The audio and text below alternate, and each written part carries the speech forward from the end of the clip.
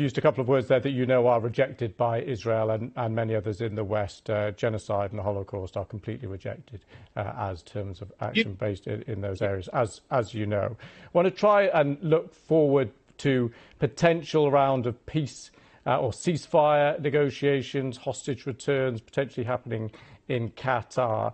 Some observers saying, well, with these strikes back and forth between Iran, if this is a potential pause in that now, that increases the chances of constructive talks towards a ceasefire in Gaza. Is that your assessment or not?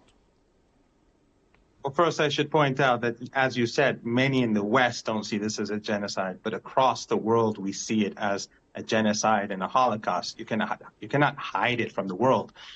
But I think it's quite clear that the Iranians will respond, and the Iranians will not be fooled again.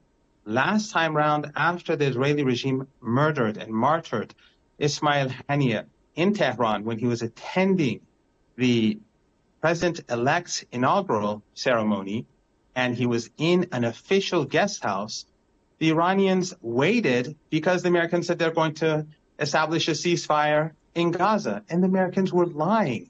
The Americans were buying for time so that the Israeli regime could continue with its genocide. The genocide that, of course, you're supporting, the genocide that the West is providing weapons for and ammunition for day and night. So Iran is not going to be fooled again.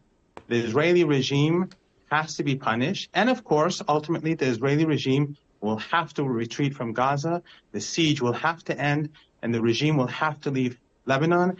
And Netanyahu and its Western backers will be humiliated in this war. Have no doubt that this is a very dark stain on the collective West.